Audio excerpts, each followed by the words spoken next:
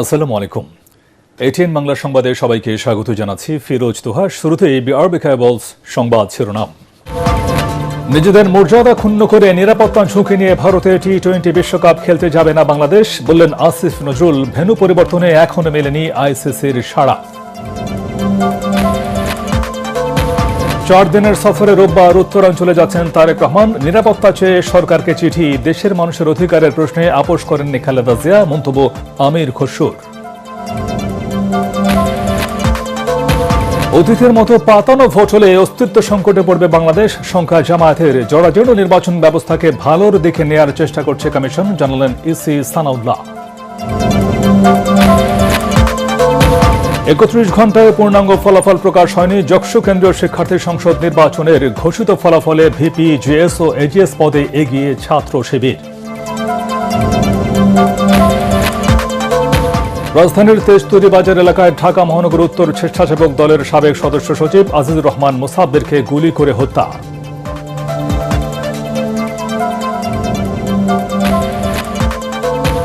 এবং ভোটে অংশগ্রহণ অনিশ্চিত। আনিসুল ইসলাম মাহমুদের নেতৃত্বাধীন জাতীয় পার্টির নির্বাচনের পরিবেশ না থাকার অজুহাতে প্রার্থী দেয়নি আনোয়ার হোসেন মঞ্জুর জেপি। শুনছিলেন বিআরবি কেবলস সংবাদ শিরোনাম। এবারে পুরো খবর। নিজেদের মর্যাদা ক্ষুণ্ণ করে ভারতে টি-20 বিশ্বকাপ খেলতে যাবে না বাংলাদেশ, এমনকি রাষ্ট্রীয় নিরাপত্তা দিলেও না।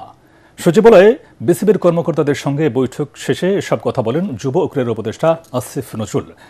আগামীকালের মধ্যে আইসিসিকে আবারও দেয়া হবে চিঠি। এ সময় বিসিবি সভাপতি আমিনুল ইসলাম বুলবুল জানান, ভেন্যু পরিবর্তনে আইসিসিতে আবেদনের এখনও সাড়া পাওয়া যায়নি। ভারতেই খেলতে হবে এমন বিষয়ে বিসিবি সভাপতি জানান, প্রোপাগান্ডা ছড়ানো হচ্ছে। পরগারমানের রিপোর্ট। ভারতে টি-20 বিশ্বকাপে খেলতে শেষ পর্যন্ত বাংলাদেশ দল যাবে কিনা এ বিষয়ে পরামর্শের জন্য কয়েকজন পরিচালক সহ যুব ও ক্রীড়া উপদেষ্টা আসিফ নজরুলের সঙ্গে দেখা করেন বাংলাদেশ ক্রিকেট বোর্ড বিসিবি সভাপতি আমিনুল ইসলাম বুলবুল। খেলার বর্তমান পরিবেশ নিয়ে দীর্ঘ আলোচনা হয়। বৈঠক শেষে যুব ও ক্রীড়া উপদেষ্টা ডক্টর আসিফ নজরুল জানান, নিজেদের মর্যাদা ক্ষুণ্ণ হয় এমন কিছু করে ভারতে খেলতে যাবে না বাংলাদেশ ক্রিকেট দল। সেখানে বর্তমানে খেলার পরিবেশ নেই। এই কথা বুঝিয়ে শিগগিরই আইসিসিকে চিঠি দেবে ক্রীড়া মন্ত্রণালয়। জাতির অবমাননার বিনিময়ে আমাদের ক্রিকেটার এবং আমাদের দর্শক, আমাদের সাংবাদিক, তাদের নিরাপত্তার বিনিময়ে, দেশের মর্যাদার বিনিময়ে আমরা বিশ্বকাপ ক্রিকেট খেলতে চাই না।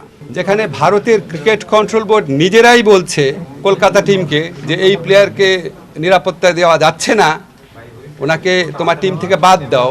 এটাই তো একটা ট্যাসিট রেকগনিশন যে ভারতে নিরাপদে খেলার মতো পরিস্থিতি নাই। আমরা আশা করি আমরা আইসিসিকে বুঝাতে সক্ষম হব এবং আইসিসি আমাদের যুক্তিগুলো সহৃদয়তার সাথে নিরপেক্ষভাবে বিবেচনা করে আমরা কষ্ট করে যে অর্জনটা করেছি সেই টি-20 বিশ্বকাপে আমাদের খেলার সুযোগ করে দিবে। এই সময় বিসিবি সভাপতি আমিনুল ইসলাম বুলবুল বলেন, নিরাপত্তার খাতিরেই হাইব্রিড মডেলে খেলা হচ্ছে আইসিসির বিভিন্ন টুর্নামেন্টে। তিনি আরও জানান, বাংলাদেশের ভেন্যু পরিবর্তনের আবেদনে এখনও সাড়া দেয়নি আইসিসি। আমাদের যে কোনো বিদেশ ট্রিপে যাওয়ার সময় আমাদের গভর্নমেন্ট অর্ডার লাগে, তো সেই অর্ডারটার পজিশনটা আমরা জানতে এসেছিলাম। আমরা জেনে গিয়েছি যে আমরা সকলে একসাথে এই যে সেফটি এবং সিকিউরিটি যদি ইমপ্রুভ না করে আমরা এই বিশ্বকাপে আমরা ফাইট করে যাব ফর আওয়ার রাইটস। আপনারা জানেন যে আমাদের টিম স্কোয়াড ঘোষণা করে দেওয়া হয়েছে। আমাদের কিন্তু এই বিপিএলটা অনুষ্ঠিত হচ্ছে, কিন্তু ওয়ান অফ দ্য রিজন যে টি-20 ফরম্যাটে আমাদের টিমটা যেন ইউজ টু হয়, সব কিছু আমাদের দিক থেকে আমরা প্রস্তুতি রাখছি। সো আমাদের এখানে কোনো ছাড় নেই। এর আগে গত রাতে ক্রিকেট ওয়েবসাইট ইএসপিএন ক্রিকইনফো দাবি করে, আইসিসি ভার্চুয়াল বৈঠকে বিসিবিকে স্পষ্ট করে জানিয়েছে যে বাংলাদেশের ম্যাচগুলো অন্য কোথাও সরিয়ে নেওয়া সম্ভব নয়।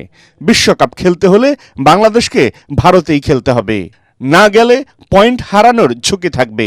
বিসিবি সভাপতি জানান, উদ্দেশ্য প্রণোদিতভাবে এসব প্রোপাগান্ডা ছড়ানো হচ্ছে। এই যে একটা প্রোপাগান্ডা চলছে যে আইসিসি আমাদেরকে জানিয়েছে শ্রীলঙ্কা খেলা সম্ভব না, এই ধরনের কোনো কথাই হয়নি আমাদের কারোর সাথে। পরাগারমান, এটিএন বাংলা, ঢাকা। আপনাকে অনেক ধন্যবাদ ভাই। 4 দিনের সফরে আগামী রোববার উত্তরাঞ্চলে যাচ্ছেন বিএনপির ভারপ্রাপ্ত চেয়ারম্যান তারেক রহমান। উত্তরাঞ্চলের 9 জুলাই ধর্মীয় ও সামাজিক এই সফরে তারেক রহমান নিহত জুলাই যোদ্ধা ও দীর্ঘ গণতান্ত্রিক আন্দোলনে শহীদদের কবর জিয়ারত ও খালেদা জিয়ার রুহের মাগফিরাত কামনায় দোয়া মাহফিলে অংশ নেবেন। এদিকে জাতীয় প্রেসক্লাবে খালেদা জিয়ার স্মরণে সভায় আমির খসরু বলেন, ক্ষমতার লোভে সবাই স্বৈরাচারের সাথে আপোষ করলেও খালেদা জিয়া কখনো আপোষ করেননি। কামরুজ্জামান রাজীবের রিপোর্ট।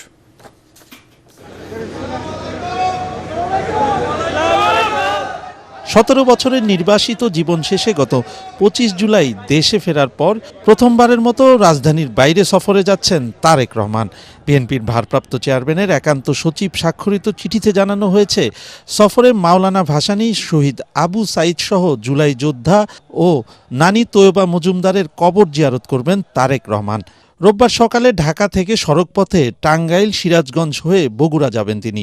পরদিন যাবেন রংপুর, দিনাজপুর ও ঠাকুরগাঁও। 13 জানুয়ারি পঞ্চগড়, নীলফামারী, লালমনিরহাটে দোয়া মাহফিলে অংশ নিয়ে পরদিন রংপুর, বগুড়া হয়ে ঢাকায় ফিরবেন তারেক রহমান।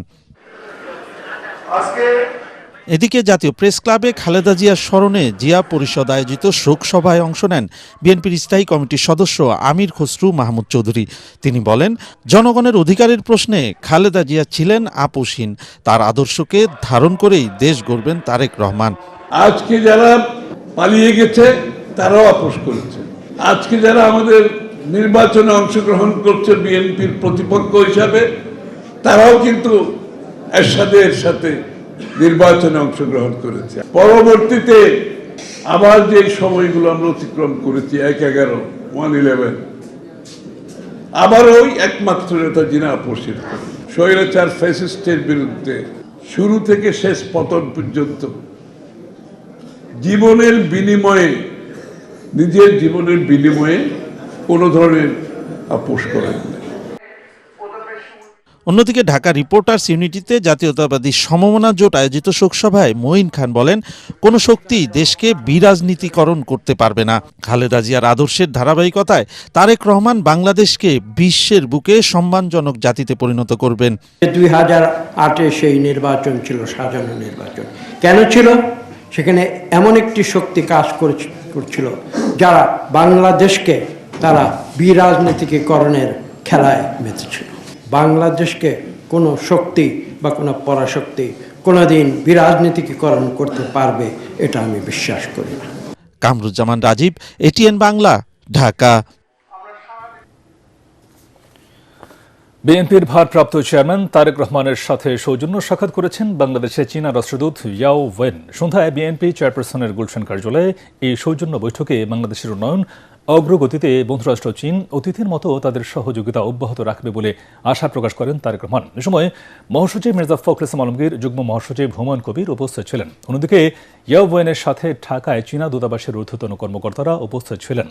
সাক্ষাৎ শেষে সংবাদ সম্মেলনে যুগ্ম মহাসচিব হুমায়ুন কবির জানান, চীন 12 ফেব্রুয়ারি বাংলাদেশের জাতীয় নির্বাচনে বিজয়ী সরকারের সাথে কাজ করতে আগ্রহের সাথে অপেক্ষা করছে।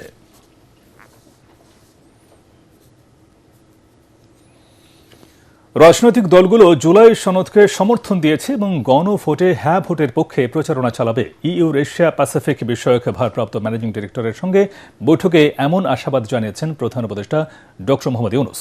এ সময় ইইউর প্রতিনিধি জানান, জাতীয় নির্বাচন পর্যবেক্ষণে একটি বড় ও উচ্চ পর্যায়ের নির্বাচন পর্যবেক্ষক মিশন পাঠাবে সংস্থাটি। ইইউর নির্বাচন পর্যবেক্ষণ মিশনের প্রধান এই সপ্তাহের শেষের দিকে ঢাকায় পৌঁছাবেন।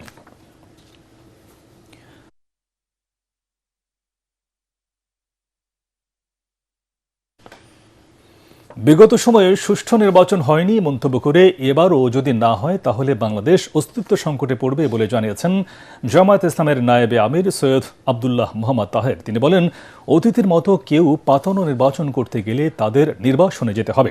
নির্বাচন কমিশন ভবনে সিএসির সাথে সাক্ষাৎ শেষে এসব কথা বলেন তিনি। অন্য এক অনুষ্ঠানে নির্বাচন কমিশনার আবুল ফজল মোহাম্মদ সানাউল্লাহ বলেন, জরাজীর্ণ নির্বাচন ব্যবস্থাকে ধারাবাহিকভাবে ভালোর দিকে নিয়ে যেতে কাজ করছে কমিশন। সাজ্জাদ জাহানের রিপোর্ট।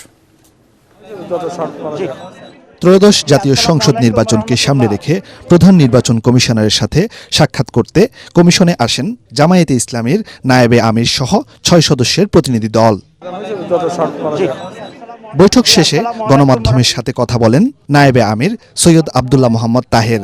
প্রার্থীদের মনোনয়ন যাচাই বাছাইয়ে দ্বৈত নাগরিকত্বের ক্ষেত্রে জামায়াতের সাথে বৈষম্য করা হয়েছে বলে অভিযোগ করেন নায়েবে আমির। হুঁশিয়ার করেন, অতীতের মতো কোনো দল আগামীতে পাতানো নির্বাচনের পায়তারা করলে নির্বাসনে যেতে হবে। এখানে প্রোটেকশন কাউকে বেশি দেবেন কম দেবেন এটা আমাদের ইস্যু নয়।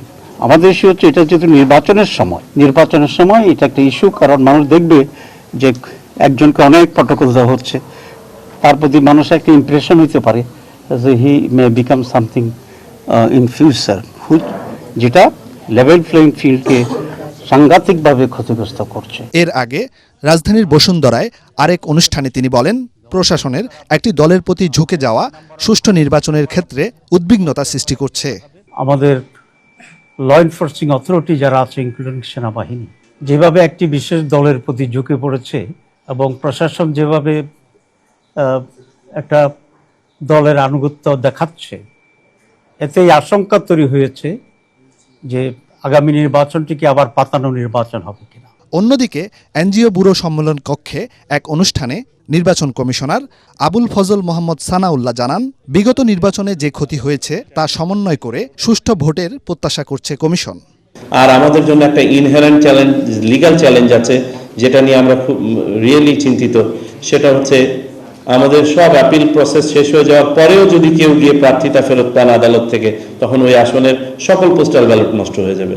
এটা আমাদের একটা বড় চ্যালেঞ্জ, আইনি চ্যালেঞ্জ। সেটা নিয়ে আমরা কাজ করছি। এদিকে মনোনয়নপত্র যাচাই বাছাইয়ের পর প্রার্থিতা ফিরে পেতে তৃতীয় দিনের মতো আপিল করেন অনেকেই। 3 দিনে আবেদন জমা পড়েছে 288টি। সাজ্জাদ জাহান, এটিএন বাংলা, ঢাকা। জগন্নাথ বিশ্ববিদ্যালয় কেন্দ্রীয় ছাত্র সংসদ নির্বাচনে এখন পর্যন্ত ঘোষিত ফলাফলে ভিপি, জিএস, এজিএস সহ অধিকাংশ পদে এগিয়ে রয়েছে ইসলামী ছাত্র শিবিরের নেতৃত্বাধীন প্যানেল। শেষ খবর পাওয়া পর্যন্ত ভোট গণনা চলছে। গতকাল সকাল 9টা থেকে বিকেল 3টা পর্যন্ত বিরতিহীনভাবে ভোট গ্রহণ করা হয়। ওএমআর মেশিনে সমস্যা দেখা দেয় এক পর্যায়ে ভোট গণনা স্থগিত রাখা হয়। এরপর রাত 12:30 থেকে আবার ভোট গণনা শুরু হয়।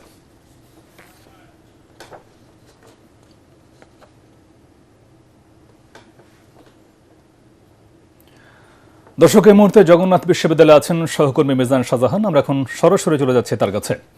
মিজান, ফলাফল ঘোষণার সবশেষ কি তথ্য আছে আপনার কাছে? তোহা, আপনাকে ধন্যবাদ। আমি এখন দাঁড়িয়ে আছি জগন্নাথ বিশ্ববিদ্যালয়ের কেন্দ্রীয় শিক্ষার্থী সংসদ এবং হল সংসদ ফলাফল যেখান থেকে ঘোষণা করা হচ্ছে, সেই কেন্দ্রীয় ফলাফল ঘোষণা কেন্দ্রে আমি দাঁড়িয়ে আছি। আমি আপনাকে যখন আপনার সঙ্গে কথা বলছি তখন 33টি কেন্দ্রের ফলাফল ঘোষণা করা হয়েছে। মোট কেন্দ্র রয়েছে 39টি, আর যে 6টি কেন্দ্র বাকি রয়েছে সেই ফলাফলগুলো এরই মধ্যে প্রসেসিং করা শুরু হয়েছে। আমরা আশা করছি যে রাত প্রার্থী রিয়াজুল ইসলাম তিনি পেয়েছেন 4060 ভোট। জানিয়ে রাখি, তোহা, ছাত্রদল থেকে সরাসরি কোনো প্রার্থী দেওয়া হয়নি। ছাত্রদল এবং ছাত্র অধিকার পরিষদ সমন্বিতভাবে প্যানেল দিয়েছেন। তাদের ছাত্র অধিকার পরিষদের জগন্নাথ বিশ্ববিদ্যালয় শাখার সভাপতি KM রাকিব, তিনি হচ্ছেন ছাত্রদল সমর্থিত প্যানেলের প্রার্থী। তিনি পেয়েছেন 3556 ভোট। 504 ভোটে শিবিরের বিপি প্রার্থী 33 পেয়েছেন। ওদিকে আমি আপনাকে শিবিরের জিএস প্রার্থী আব্দুল আলিম আরিফ ব্যাপক সংখ্যক বেশি ভোট এগিয়ে রয়েছে। বিএম আতিকুর রহমান সার্বিক চিত্র যদি আপনাকে বলি তাহলে শিবিরের যে প্যানেল, সেই প্যানেলই অনেকটা পূর্ণাঙ্গ প্যানেলে, যেহেতু এদের ফলাফল বাকি রয়েছে সেই বোঝা যাবে যে আসলে জয় পরাজয়। বিপি পদে লড়াইটা হাড্ডাহাড্ডি হলেও জিএস এবং এজিএস পদে লড়াইটা কিন্তু হচ্ছে। আমি এই মুহূর্তে একজন জগন্নাথ বিশ্ববিদ্যালয়ের অধ্যাপক ডক্টর ওমর ফারুক, ফিনান্স বিভাগের অধ্যাপক, তার থেকে জানার চেষ্টা করব যে এই ফলাফল ঘোষণা এত দেরি হওয়ার কারণ কি। আসলে দেরি হওয়ার চেয়ে সবচেয়ে বেশি যে বিষয়টা দরকার ছিল, যে একটা গ্রহণযোগ্য বিশ্বাসযোগ্য নির্বাচন উপহার দেওয়াটা একটা বিষয় ছিল। প্রথম যে বিষয়টা ছিল একটু মক টেস্ট করা, পরে মেশিন দিয়ে যখন কাজ শুরু করা হয়েছিল তখন এটা একটু প্রত্যেকটা পক্ষকে আস্থায় নিয়ে একটা সুন্দর এবং শান্তিপূর্ণ একটা ফলাফল উপহার দেওয়ার চেয়ে আমাদের লক্ষ্য, এবং সেই লক্ষ্য আমাদের অর্জিত হয়েছে এবং খুব ভালোভাবে আছে। এখানে ছাত্র শিবির, ছাত্রদল পরিষদ এবং সুন্দরভাবে এটা সবাই চেষ্টা করেছে। ফিনান্স বিভাগের অধ্যাপক ডক্টর ওমর ফারুক বললেন যে সবাই ধৈর্যের পরীক্ষা দিয়েছেন। এখানে ছাত্রদল এমনকি স্বতন্ত্র যারা রয়েছেন সবাই ধৈর্যের পরীক্ষা দিচ্ছেন এবং খুব শান্তিপূর্ণ পরিবেশে ফলাফল ঘোষণা হচ্ছে। আমরা আশা করছি 1 ঘন্টার মধ্যে পূর্ণাঙ্গ ফলাফল পেয়ে যাব। তো হ্যাঁ, এই মুহূর্তেই ছিল আমার কাছে সবশেষ খবর। জি মেজান, আপনাকে ধন্যবাদ। রাজধানীর তেজতুরি বাজার এলাকায় ঢাকা মহানগর উত্তর স্বেচ্ছাসেবক দলের সাবেক সদস্য সচিব আজিজুর রহমান মুসাব্বিরকে গুলি করে হত্যা করেছে দুর্বৃত্তরা। রাত 8:40 এই গুলির ঘটনা ঘটে। এই ঘটনায় আরও একজন গুলিবিদ্ধ হয়েছেন। প্রাথমিকভাবে তার নাম পরিচয় জানা যায়নি। ডিএমপির তেজগাঁও বিভাগের অতিরিক্ত উপপুলিশ কমিশনার ফজলুল করিম বলেন, দুজনকে গুলি করা হয়েছে। আজিজুর রহমান মুসাব্বির মারা গেছেন বলেও জানান তিনি। নির্বাচন কমিশনে এখনও বৈধতা না পাওয়ায় আসন্ন জাতীয় নির্বাচনে অংশগ্রহণ অনিশ্চিত হয়ে পড়েছে ব্যারিস্টার আনিসুল ইসলাম মাহমুদের নেতৃত্বাধীন জাতীয় পার্টির। যাচাই বাছাইয়ে একটি ছাড়া সব আসনে দলের প্রার্থীদের মনোনয়ন বাতিল হয়েছে। উচ্চ আদালতের রায়ে দলের কাউন্সিলের বৈধতা ও লাঙল প্রতীক তারাই পাবেন বলে আশা করছেন দলটির শীর্ষ নেতারা। এদিকে নির্বাচনের পরিবেশ না থাকার অজুহাতে কোনো প্রার্থী দেয়নি আনোয়ার হোসেন মঞ্জুর নেতৃত্বাধীন জাতীয় পার্টি জেপি। হুমায়ুন শহীদের রিপোর্ট। দলের চেয়ারম্যান জিএম কাদেরের সাথে শীর্ষ পর্যায়ের নেতাদের বিরুদ্ধে গত বছরের 9 আগস্ট অষ্টমবারের মতো ভাঙে জাতীয় পার্টি। সম্মেলন করে দলের সিনিয়র কো চেয়ারম্যান আনিসুল ইসলাম মাহমুদকে চেয়ারম্যান, মুজিবুল হক চুন্নুকে নির্বাহী চেয়ারম্যান ও রুহুল আমিন হাওলাদারকে মহাসচিব করে নতুন কমিটি করেন তারা। তবে ওই কাউন্সিলকে এখনও বৈধতা দেয়নি নির্বাচন কমিশন। এ বিষয়ে হাইকোর্টের দ্বারস্থ হলে নির্বাচন কমিশনের প্রতি রুল জারি করে উচ্চ আদালত। আসন্ন নির্বাচনকে সামনে রেখে গত 9 ডিসেম্বর আনিসুল ইসলাম মাহমুদ ও আনোয়ার হোসেন মঞ্জুর দুই জাতীয় পার্টির নেতৃত্বে জাতীয় গণতান্ত্রিক ফ্রন্ট এনডিএফ আত্মপ্রকাশ করে। 18টি দল নিয়ে গঠিত এই জোট নির্বাচনে 122 আসনে প্রার্থী ঘোষণা করে। তবে ঘটা করে জোট করলেও শেষ পর্যন্ত নির্বাচনে অংশ নেয়নি আনোয়ার হোসেন মঞ্জুর জাতীয় পার্টি। মনোনয়নপত্র দাখিলের সময় সেখানে যে আমার প্রস্তাবক এবং সমর্থক দুজনকেই কিডন্যাপ করা হয়। দিনে দুপুরে রিটার্নিং অফিসের সামনে থেকে যদি প্রস্তাব সমর্থকদেরকে নিয়ে যায়, সে অবস্থায় জোটের যারা অনেকেই ইলেকশনে যাওয়া ভয় পাচ্ছেন। আমাদের জোটে যে প্রধান উপদেষ্টা আনোয়ার মঞ্জু, তিনি নিজেও নির্বাচন করবেন না বলে ঘোষণা দিয়েছেন, কারণ তিনি বলছেন যে নির্বাচন করার মতো পরিবেশ নাই। এদিকে আনিসুল ইসলাম মাহমুদের জাতীয় পার্টি থেকে 40 জন মনোনয়ন জমা দিলেও একটি ছাড়া সবার প্রার্থিতা বাতিল করেছে নির্বাচন কমিশন।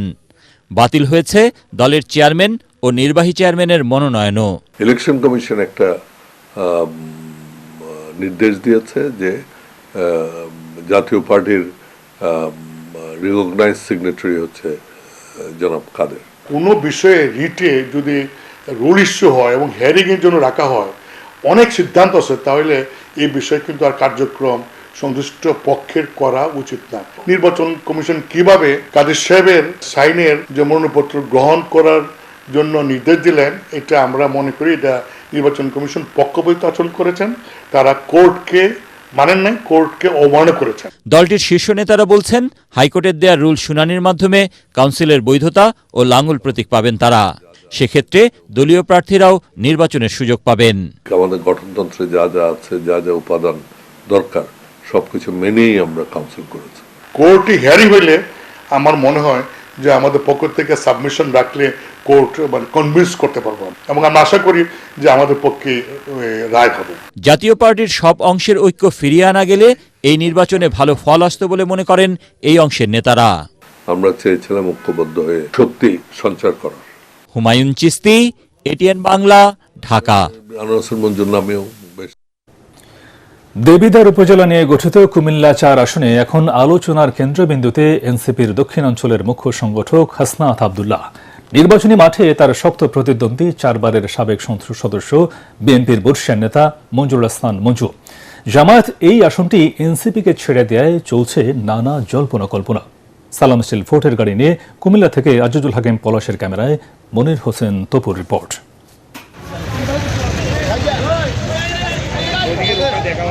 জুলাই অভ্যুত্থানের সম্মুখ সারির যোদ্ধা হাসনাত আব্দুল্লাহ জাতীয় নির্বাচনে অংশ নিচ্ছেন দেবিদ্বার উপজেলা নিয়ে গঠিত কুমিল্লা 4 আসনে।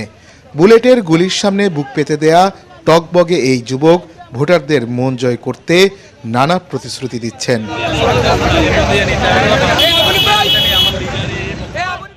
এবার আমরা ইনসাফের জন্য, দুর্নীতিমুক্ত বাংলাদেশ গড়ার জন্য, ভারতীয় আধিপত্য বিরোধী অবস্থানের জন্য, সিয়ামরা যেই কারণে তাদের জীবন দিতে চেয়েছে সেটির জন্য হচ্ছে আমরা ভোট দেব। এবার আপনারা সবাই আমরা একসাথে, আমার আন্টি আঙ্কেল মারা যারা আছেন, সিএমের আম্মা বলতে পারবো আপনি কি আমার ভোটেই আমারে পাইছেন, আর কোনো সময় পান নাই। রাজনীতির মাঠে নতুন মুখ হাসনাত আব্দুল্লাহ লড়ছেন শাপলাকলি প্রতীকে, তবে নেই চেষ্টার কমতি। জামাতের সমর্থন পাওয়ায় নির্বাচনী কার্যক্রমে বেড়েছে গতি। হাসনাত আব্দুল্লাহকে লড়তে হবে ধানের শীষ প্রতীকে নির্বাচনে অংশ নেয়া 4 বারের সংসদ সদস্য মঞ্জুরুল আহসান সাথে। যোগ্য দোনোটায় বোঝা যায়, তো মঞ্জুর আসার মুন্সি মনে করেন পুরানা আর কি, তো যুবক পোলা হয়নি চাই যে আমরা নতুন চাই, তো আমরা তো ভালো লাগে মঞ্জুর আসার মুন্সি।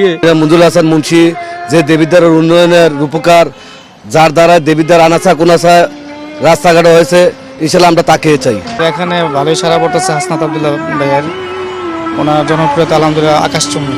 সবার আশাবাদী যে উনি যদি সংসদে যায় তাহলে আমাদের এই দেবিদ্বারের জন্য ভালো উন্নতি হবে এবং দেবিদ্বারের জন্য ভালো হবে। আমরা জুলাই যোদ্ধারা অনেক দেশ পরিবর্তন করছে, অঙ্কা ইনশাল্লাহ দিলে বিএনপি ক্ষমতা আসলেই আরো দেশটা একটু ভালো হবে। 17 বছর বহুত জেলমেল খাচ্ছে, বহুত মামলা খাইছে, তো বেটার যদি অঙ্কা আমরা না চাই তাহলে বলি কি বেটা এত মামলা খাইয়া আমরা হেরে দরকার। দেবিদ্বার উপজেলায় মোট ভোটার 4,10,085 জন। মনির হোসেন তপু, এটিএন বাংলা, কুমিল্লা। সালাম স্টিল ভোটের গাড়ি নিয়ে টাঙ্গাইল 7 আসনে আছেন সহকর্মী খায়রুল ইসলাম। তিনি জানাচ্ছেন সেখানকার সবশেষ নির্বাচনী খবর। সালাম স্টিল ভোটের গাড়ি নির্বাচনী প্রচার প্রচারের খবর জানানোর জন্য আজকে সারাদিন আমরা রয়েছিলাম টাঙ্গাইল 7 আসনে মির্জাপুর উপজেলায়। এই আসনটিতে আমরা বিভিন্ন বাজার, চায়ের দোকান, পাড়া, মহল্লা, অলিগলি বিভিন্ন জায়গায় ঘুরেছি এবং ভোটারদের সঙ্গে কথা বলেছি। তারা আসলে একটি বিষয় আমাদেরকে বারবার বলছেন যে আসলে যে সকল প্রার্থী তাদের উন্নয়নে ভূমিকা রাখবে, মাদক দূর করবে, সড়কের উন্নয়নে কাজ করবে, এখানকার এই আসনটির উন্নয়নে যিনি কাজ করবে তাকেই আসলে তারা ভোট দিতে চাইছেন। আমরা এখানে এসে জামাতের প্রার্থীর সঙ্গে কথা বলেছি, বিএনপির প্রার্থীর সঙ্গেও কথা বলেছি। তারা সবাই কিন্তু প্রতিশ্রুতি দিচ্ছেন যে আসলে তারা নির্বাচিত হলে এই আসনের মানুষদের জন্য, তাদের উন্নয়নের জন্য কিন্তু তারা ভূমিকা রাখবেন। সালাম স্টিল ভোটের গাড়ি নির্বাচনী প্রচার প্রচারণার খবর এই ছিল আমার কাছ থেকে সর্বশেষ। আপোষহীন ও সাহসী ভূমিকার জন্য দেশের ইতিহাসে বেগম খালেদা জিয়ার নাম স্বর্ণাক্ষরে লেখা থাকবে বলে মন্তব্য করেছেন বিএনপির কেন্দ্রীয় নেতা ও নাটোর 2 আসনের বিএনপির প্রার্থী অ্যাডভোকেট এম রুহুল কুদ্দুস তালুকদার দুলু। নাটোর সদর উপজেলার দরাবপুর সরকারি প্রাথমিক বিদ্যালয় মাঠে সাবেক প্রধানমন্ত্রী বেগম খালেদা জিয়ার রুহের মাগফিরাত কামনায় স্থানীয় বিএনপি আয়োজিত শোক সভায় তিনি একথা বলেন। এ সময় তিনি আরও বলেন, বেগম খালেদা জিয়া শুধু একজন রাজনৈতিক নেত্রী ছিলেন না, বরং তিনি দেশের সাধারণ মানুষের জন্য এক অভিভাবকের প্রতিচ্ছবি। দেশ ও জাতি তার অসামান্য অবদান গভীর শ্রদ্ধা ও কৃতজ্ঞতার সঙ্গে স্মরণ করবে বলেও জানান তিনি। শোকসভায় নাটোর জেলা যুবদলের সহ সভাপতি কবির হোসেন কাঙালের সভাপতিত্বে স্থানীয় জেলা বিএনপি নেতারা উপস্থিত ছিলেন। বাংলাদেশের ইতিহাসে বেগম খালেদা জিয়া এখন প্রতিটা মানুষের চিন্তা চেতনার মধ্যে যে নামটি আজকে উচ্চারিত হচ্ছে, বাংলাদেশের রাজনীতিতে বাংলাদেশ যতদিন থাকবে, বাংলাদেশের রাজনীতি যতদিন থাকবে, বাংলাদেশের ইতিহাস যখন লেখা হবে, বাংলাদেশের ইতিহাসে বেগম খালেদা জিয়ার নাম স্বর্ণ অক্ষরে লেখা থাকবে। ডিপ্লোম্যাটিক করেসপন্ডেন্টস অ্যাসোসিয়েশন বাংলাদেশ ডিক্যাবের 2026 সালের নতুন কার্যনির্বাহী কমিটিতে সভাপতি নির্বাচিত হয়েছেন বার্তা সংস্থা ইউএনবির AKM মঈনুদ্দিন এবং সাধারণ সম্পাদক নির্বাচিত হয়েছেন বাংলা ভিশনের ইমরুল কায়েস। রাজধানীর বাংলা মোটরে বিশ্ব সাহিত্য কেন্দ্র মিলনায়তনে সংগঠনের বার্ষিক সাধারণ সভা ও নির্বাচন শেষে 11 সদস্যের নতুন কার্যনির্বাহী কমিটি ঘোষণা করা হয়। নবনির্বাচিত কমিটিতে সহ সভাপতি নির্বাচিত হয়েছেন দেশ টেলিভিশনের আবিদা সুলতানা মুক্তা, বিনা প্রতিদ্বন্দ্বিতায় যুগ্ম সাধারণ সম্পাদক পদে চ্যানেল 24-এর মোর্শেদ হাসিব হাসান, দফতর সম্পাদক আলাপ নিউজের নাহিদ হোসেন এবং কোষাধ্যক্ষ নির্বাচিত হয়েছেন দীপ্ত টেলিভিশনের মোহাম্মদ রুবায়েত হাসান। কমিটির অন্যান্য সদস্যরা হলেন আমাদের নতুন সময়ের খুররাম জামান, দৈনিক আমার দেশের বশির আহমেদ, চ্যানেল আইয়ের পান্থ রহমান, দৈনিক জবাবদিহির আতিকুর রহমান এবং সময়ের আলোর MAK জিলানি।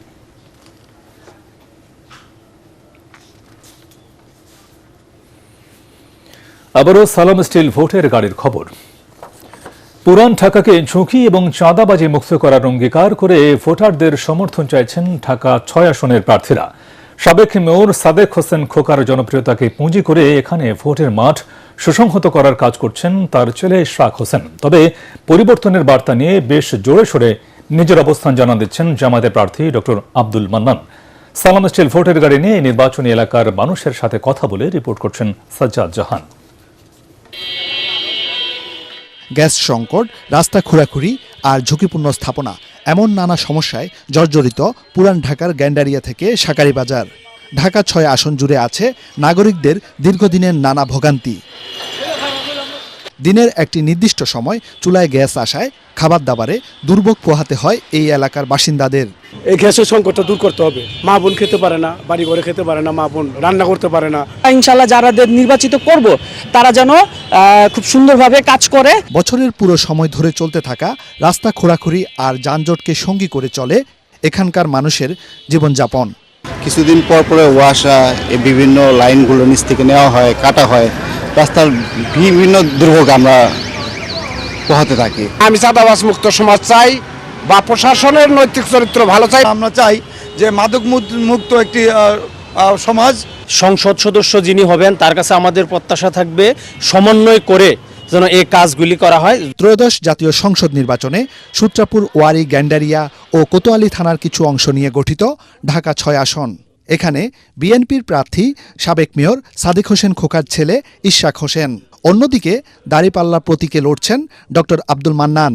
দুজনের ইস্তিহারে আছে পুরান ঢাকাকে ঝুঁকি ও চাঁদাবাজ মুক্ত করার অঙ্গীকার। আমার বাবা মরহুম সাদেক হোসেন খোকা, সেই আদর্শকে আমি মনে প্রাণে ধারণ করি। এটা আমার রাজনীতির মূল চালিকা শক্তি। সাধারণ মানুষের সাথে মিশে থাকতে হবে এবং তাহলে তাদের যে হাড়ির খবর, অর্থাৎ তাদের যে ঘরের খবর, সেই খবরটি নিয়ে আমাদেরকে জনপ্রতিনিধি হিসেবে ভূমিকাটা রাখতে হবে। পিতা ভালো করলে তার পুত্রও যে তার ফল ভোগ করবে তা না, নিজের অ্যাক্টিভিটিস দিয়েই প্রমাণ করতে হবে যে I am the fittest man for the next. আমি মনে করি আমরা সবাইকে নিয়েই জুলাইয়ের স্পিরিটকে ধারণ করে নতুন বাংলাদেশের জন্য আমরা কাজ করছি।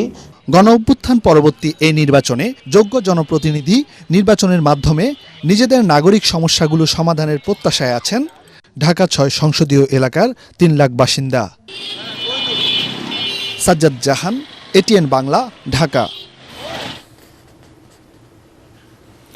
সালাম স্টিল ভোটের গাড়ি নিয়ে কুমিল্লার ১৪ গ্রামে আছেন সহকর্মী মনির হোসেন তপু। তিনি জানাচ্ছেন সেখানকার ভোটের হালচাল। সালাম স্টিল ভোটের গাড়ি নিয়ে আমি এখন আছি ১৪ গ্রাম বাজারে। এখানে মূলত এই যে এক লেনের যে সড়কটি দেখছেন, এই সড়কটি ঢাকা চট্টগ্রাম মহাসড়কের অত্যন্ত গুরুত্বপূর্ণ এবং বলা চলে মধ্যবর্তী একটি স্থান।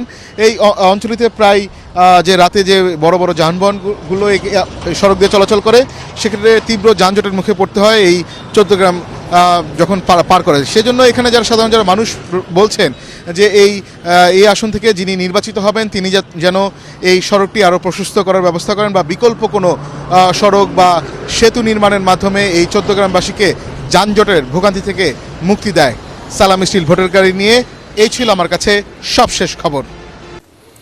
পূবালী ব্যাংক বাণিজ্য সংবাদ।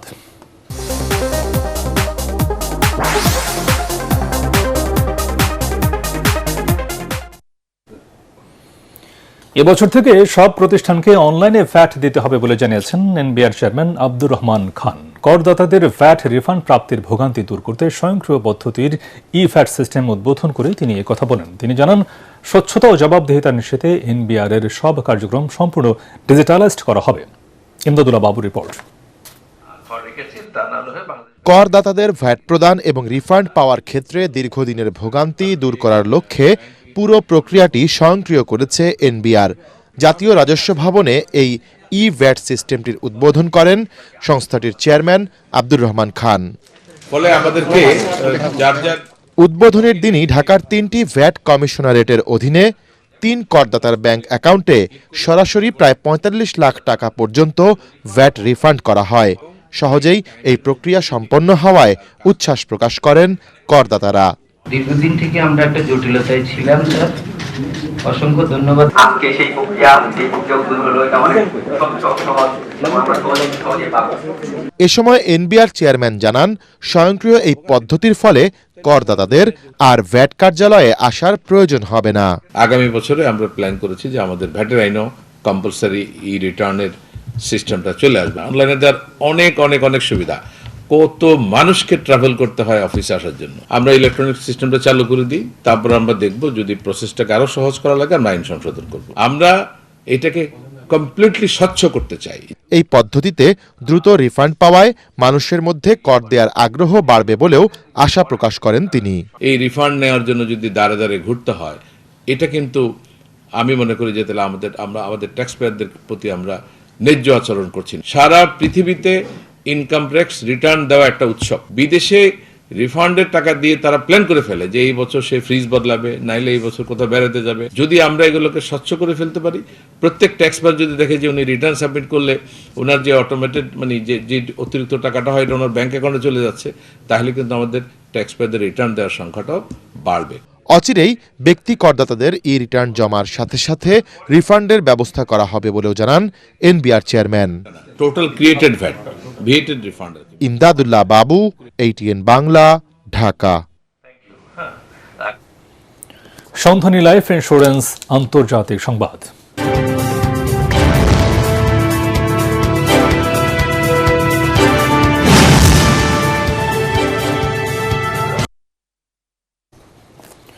যুক্তরাষ্ট্রের ভিসা বন্ড তালিকায় এবার যুক্ত হলো বাংলাদেশের নাম। এর ফলে বাংলাদেশের নাগরিকদের ব্যবসা ও ভ্রমণ ভিসায় যুক্তরাষ্ট্রে প্রবেশের আগে সর্বোচ্চ $15,000 পর্যন্ত জামানত দিতে হবে, তবে এটা ফেরতযোগ্য জামানত। নতুন এই নীতি আগামী 21 জানুয়ারি থেকে কার্যকর হবে বলে মার্কিন পররাষ্ট্র দফতরের ওয়েবসাইটে জানানো হয়েছে। পররাষ্ট্র দফতরের তালিকায় মোট 38টি দেশ রয়েছে, এতে বাংলাদেশ ছাড়াও দক্ষিণ এশিয়ার নেপাল ও ভুটানও রয়েছে। এছাড়া আফ্রিকা ও লাতিন আমেরিকার বেশ কিছু দেশকে তালিকায় অন্তর্ভুক্ত করা হয়েছে। মার্কিন পররাষ্ট্র দফতর জানিয়েছে তালিকাভুক্ত দেশগুলোর পাসপোর্টধারী ব্যক্তিরা ভ্রমণ ও ব্যবসার জন্য যুক্তরাষ্ট্রে প্রবেশের আবেদন করতে পারবেন, তবে সেক্ষেত্রে আবেদনকারীকে $5,000, $10,000 অথবা $15,000 বন্ড জমা দিতে হবে। ভিসা সাক্ষাৎকারের সময় এই জামানতের পরিমাণ নির্ধারণ করা হবে।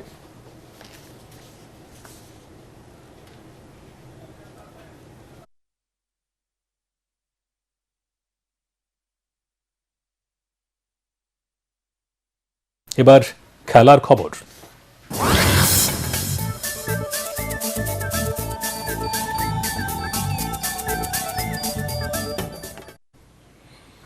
পয়েন্ট টেবিলের তলানিতে থাকা দুই দলের লড়াইয়ে শেষ পর্যন্ত নোয়াখালী এক্সপ্রেসকে 7 উইকেটে হারিয়েছে ঢাকা ক্যাপিটালস। সিলেট আন্তর্জাতিক স্টেডিয়ামে নাসির হোসেনের দুর্দান্ত ব্যাটিংয়ে জয় নিশ্চিত করে ঢাকা। টস হেরে আগে ব্যাটিংয়ে নামে নোয়াখালী।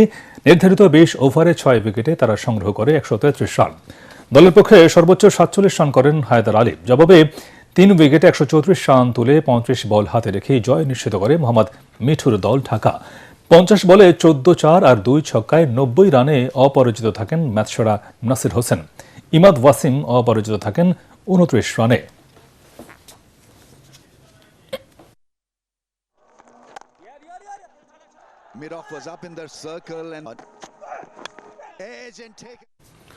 শেষ করার আগে বিআরবি কেবলস সংবাদ শিরোনাম আরেকবার।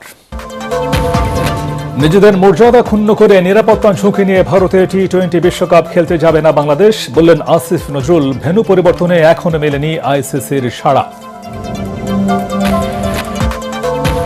4 দিনের সফরে রোববার উত্তরাঞ্চলে যাচ্ছেন তারেক রহমান। নিরাপত্তা চেয়ে সরকারকে চিঠি। দেশের মানুষের অধিকারের প্রশ্নে আপোষ করেননি খালেদা জিয়া, মন্তব্য আমির খসরুর। অতীতের মতো পাতানো ভোট হলে অস্তিত্ব সংকটে পড়বে বাংলাদেশ, সংখ্যা জামায়াতের। জড়াজড় নির্বাচন ব্যবস্থাকে ভালোর দিকে নেয়ার চেষ্টা করছে কমিশন, জানালেন ইসি সানাউল্লাহ। 31 ঘন্টায় পূর্ণাঙ্গ ফলাফল প্রকাশ হয়নি। যক্ষু কেন্দ্রীয় শিক্ষার্থী সংসদ নির্বাচনের ঘোষিত ফলাফলে ভিপি, জিএস ও এজিএস পদে এগিয়ে ছাত্র শিবির। রাজধানীর তেজতুরীবাজার এলাকায় ঢাকা মহানগর উত্তর স্বেচ্ছাসেবক দলের সাবেক সদস্য সচিব আজিজুর রহমান মোসাব্বিরকে গুলি করে হত্যা।